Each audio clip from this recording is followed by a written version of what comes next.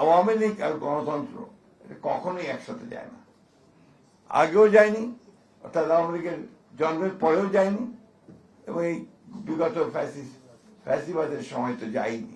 DNA problem, that's true. এই সেটাও যাবে না। সমস্যা হচ্ছে কিন্তু আমরা দুর্ভাগ্যক্রমে গণতন্ত্রের জন্য যারা আমরা লড়াই করছি, যারা আমরা সংগ্রাম করেছি, প্রাণ দিয়েছি, আমরা যারা সংবাদ মাধ্যমের স্বাধীনতার জন্য সংগ্রাম করেছি, লড়াই করেছি এবং প্রাণও দিয়েছি অনেক সময়, আমরা কিন্তু সব সময় ঐক্যবদ্ধ থাকতে পারি না। এবং আজকে দেখুন, যখন একটা রক্তাক্ত সংগ্রামের মধ্য দিয়ে আমরা যখন একটা স্বাধীনতা পেয়েছি কিছুটা, যে আমরা এখন একটু অন্তত সংবাদপত্রের স্বাধীনতাকে নিশ্চিত করার একটা ক্ষেত্র তৈরি হয়েছে, এবং আমরা এখন পর্যন্ত যেটা লক্ষ্য করছি যে বর্তমান সরকার এই সংবাদপত্রের স্বাধীনতাকে রক্ষা করবার জন্য কমিটেড আছে এবং তারা কাজ করছেন সে বিষয়ে। আমাদের তথ্যমন্ত্রী সেই কথাগুলো বলেছেন। কিন্তু অন্যদিকে সংবাদপত্রের মালিকরা, যারা বিভিন্ন আপনার যে হাউসগুলো আছে, বিজনেস হাউসেস, তারা কিন্তু অন্যায়ভাবে সাংবাদিকের উপর নির্যাতন চালিয়ে। আমি একদম বলতে চাই খুব স্পষ্টভাবে, গতকাল আমাদের প্রেস ক্লাবের সভাপতিকে যেভাবে পদত্যাগ করতে বলা হয়েছে, এটা কোনো সভ্যতার মধ্যেই পড়ে না। এটাকে আমি তীব্র ভাষায় নিন্দা জানাচ্ছি এবং আমি অনুরোধ করব যে আপনারা তীব্র ভাষায় এটার প্রতিবাদ জানাবেন।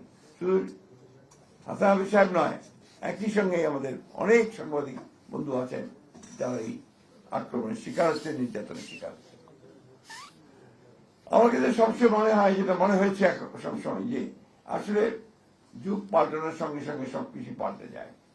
আমি এর আগের দিনও বলেছি যে আমাদের তারা আজকে 1975 সালে 76 সালে সাংবাদিকরা যে অবস্থায় ছিলেন, এখন কিন্তু সেই অবস্থায় নেই।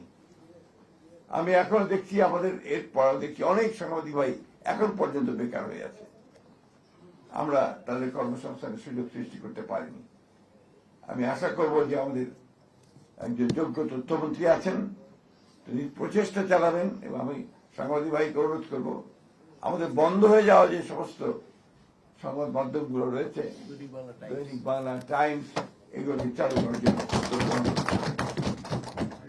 এমনকি যদি বিচিত্রাও সম্ভব হয়, আমার মনে হয় বিচিত্রাকে চালু করতে হবে, কারণ এগুলো হচ্ছে আপনার ঐতিহ্যগত একটা ব্যাপার আছে। সুতরাং এটাকে আপনার সামনে নিয়ে আসার যে ব্যবস্থা করতে হবে, এবং প্রয়োজনে বিভিন্নভাবে যারা পারবেন তাদেরকে দিয়ে একসাথে করে নতুন সংবাদ মাধ্যম সৃষ্টি করে আমাদের সাংবাদিকদের কর্মসংস্থানের ব্যবস্থা করে সৃষ্টি করতে হবে। এটা আমার কাছে মনে হয়। একটি কথা, যে আমাদের এই সরকার, আপনারা জানেন যে দীর্ঘ সংগ্রামের পরে এবং আমাদের প্রধানমন্ত্রী তিনি অনেক নির্যাতনের পরে আজকে আমরা একটা রাষ্ট্র পরিচালনার দায়িত্বে এসেছি। এই দায়িত্বে আসার পরে পরে যে ঘোষণাগুলো তিনি দিয়েছেন, সেই ঘোষণার মধ্যে কিন্তু আমাদের সংবাদ মাধ্যমের স্বাধীনতাকে নিশ্চিত করার ব্যাপারটা তিনি বারবার করে বলেছেন। এবং আমি ইতিমধ্যেই যেটা লক্ষ্য করছি, তিনি আপনাদের সকলের সঙ্গে মত বিনিময় করছেন। মত বিনিময় করে যেটা কিছুক্ষণ আগে আমাদের তথ্যমন্ত্রী মহোদয় বললেন, যে তিনি গোটা সংবাদ মাধ্যমে যেন একটা শুভ বাতাস বয়, সেই রকম একটা পরিবেশ তৈরি করার চেষ্টা করছেন। দুর্ভাগ্য আছে আমাদের যে বাংলাদেশে আমরা সবসময় কিন্তু সহজেই সবকিছু সোজা পথে পাই না। আজকে আবার বিভিন্নভাবে বিভিন্ন গোষ্ঠী মাথা চাড়া দিয়ে উঠছেন, তারা বিভিন্নভাবে সমস্যা তৈরি করছেন, অনেকের আইন শৃঙ্খলা পরিস্থিতি নষ্ট করছেন। আপনার স্বাভাবিকভাবে যে সমস্ত, যে কথা কিছুক্ষণ আগে বলা হলো, যে আপনার সোশ্যাল মিডিয়াতে যে সমস্ত আপনার প্রচারণা হচ্ছে, যে সমস্ত অপপ্রচার হচ্ছে, এই সব কিছু মিলিয়ে কিন্তু সমাজকে আবার ভিন্ন পথে পরিচিত করবার একটা উদ্যোগ আছে, একটা কনসাস এফোর্ট আছে।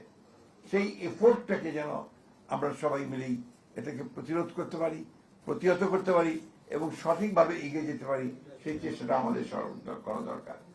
আমি এর আগেও বলেছি যে আমি ব্যক্তিগতভাবে কিন্তু একজন একজন একেবারে একটা লিবারেল ডেমোক্র্যাট। আমি হচ্ছে একটা উদারপন্থী গণতান্ত্রিক দল। আমি এখানে আপনার কোনো ধর্ম, বর্ণ বা অন্য কোনো কিছুর ভিত্তিতে এখানে বিভাজনের পক্ষে নই। আমি সকলকে সমান অধিকার দেওয়ার পক্ষপাতী একজন মানুষ। এই জন্যই আমি সবসময় বলে থাকি যে বিএনপিকে আপনারা যদি কেউ মনে করেন যে বিএনপি একটা বিপ্লবী দল, সেই বিপ্লবী দল কিন্তু বিএনপি নয়। বিএনপি একটা লিবারেল ডেমোক্রেটিক পার্টি, সমন্বয়বাদী দল। এটাকে আপনার সবসময় মনে রাখতে হবে আমাদেরকে।